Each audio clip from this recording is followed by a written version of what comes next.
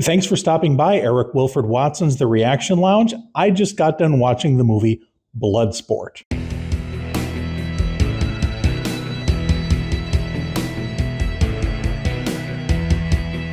Let me give you just a little bit of backstory. When I was a teenager, I became friends with some people that were heavily into the martial arts.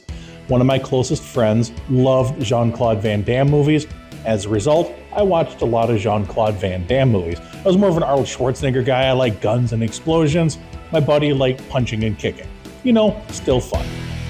I'm pretty sure I've seen most of the Jean-Claude Van Damme movies, but I kind of get them mixed up in my head. And I've been watching a lot of action movies on this channel lately, so it seemed like the perfect opportunity to go back and take a look at this film. Now, first, let's talk a little bit about Van Damme. Now, nobody's going to say he's one of the most talented actors. His performances are kind of wooden.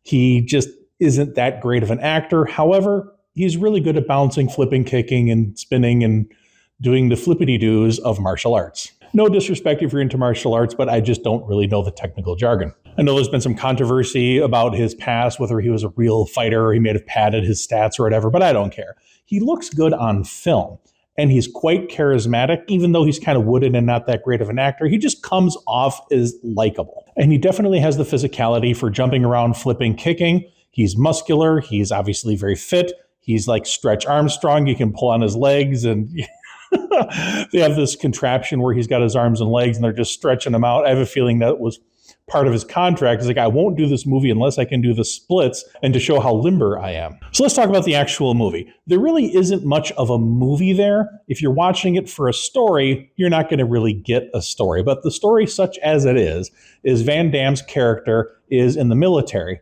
and he goes AWOL to go fight in a martial arts championship in Hong Kong. His superiors don't want him to do that, so he just sneaks away. Pretty sure he'd get in trouble for that in real life, but, it's a Hollywood movie, so he didn't. What does happen is there are two people that are sent after him, dude and another dude. I don't remember the characters' names, but one of them is a very young Forrest Whitaker, which surprised me. I was not expecting to see him in this film.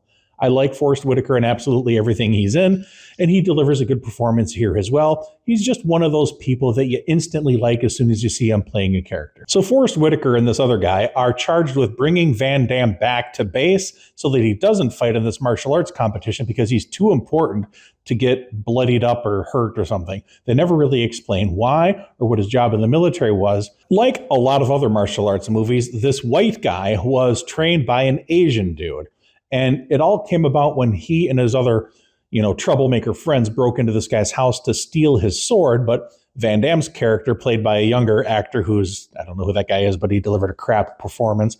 They go break into his house to steal the sword, but this guy has a moment of conscience. And this Japanese guy takes him under his wing to teach him how to do all the flippies and kickies and all the montage martial arts stuff that you have to have in a martial arts movie, especially of this period.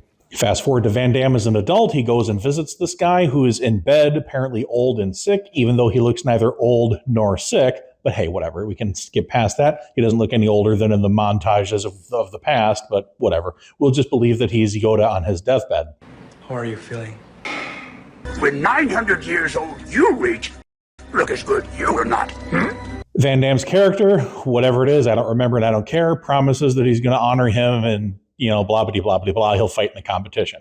So they go to Hong Kong, and he instantly meets up with a guy who I was also very surprised to see in the movie. Don't remember the actor's name, but he was Ogre from Revenge of the Nerds. I was quite pleasantly surprised to see him in this movie. I forgot that he was in this, and he delivers exactly the kind of performance you would expect him to do. The only other thing I've ever seen him in was Revenge of the Nerds, and it was basically that character only who could punch people really good. And this is where the movie actually excels. The physicality of the martial artists and the fight choreography was quite well done.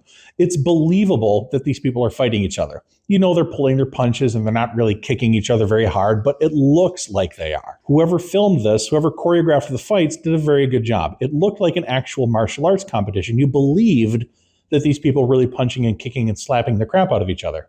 And the character of Chong Li, who I guess is supposed to be the main villain, he isn't really a villain. He's just really good at kicking the living shit out of people, which is what he's there to do. And when his friend Ogre from Revenge of the Nerds gets the snot kicked out of him, we're supposed to get really angry and emotional. He goes to the hospital, but he's fine. But even so, Van Damme wants to, fight this ultimate villain. You have to kind of dislike the guy you're fighting against. Otherwise, if everybody's nice and they're just having a friendly competition, where's the movie? But they make it so that you kind of don't like this person, even though he's just there to kick the crap out of everybody, just like everybody else is there to kick the crap out of everybody else. Whatever, we're not supposed to like this person. So when Van Damme fights him, you want him to win. And spoiler alert, after Van Damme starts to win, he starts to lose, and then he wins the fight. Nobody is surprised. But it was really well shot. The fights are fun to watch. When they stop to do story stuff, boring. But when they do the actual martial arts fighting, this movie is actually pretty good at that. So if that's why you want to watch the movie, you're going to get a lot of enjoyment out of that. You'll probably fast forward through the first maybe third of the movie. But when the martial arts competition actually starts, it has a lot of the sports movie tropes, but it's good. And like I said, the fights look decent. I just got done watching some of the American Ninja movies where the fights did not look good. So it's nice to have that contrast of crappily done fight choreography versus well done fight choreography. Makes a big difference. Van Damme also befriends a lady who is a journalist there to report on these mysterious secretive fights.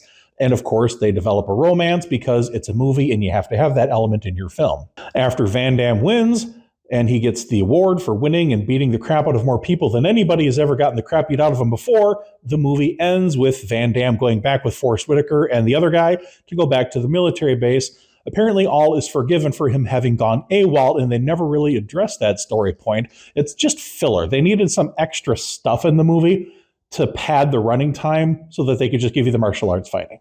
Watch it for the martial arts fighting. The rest of the movie is garbage, but I enjoyed the martial arts fighting stuff. I give it sort of a borderline recommendation. If you just want to turn off your brain and watch some people kick the crap out of each other, good movie. If you want to watch a movie, pass. Thank you again for stopping by Eric Wilford Watson's The Reaction Lounge. It would help this channel tremendously if you'd hit that like and subscribe button. Thank you. Until next time, cheers, folks.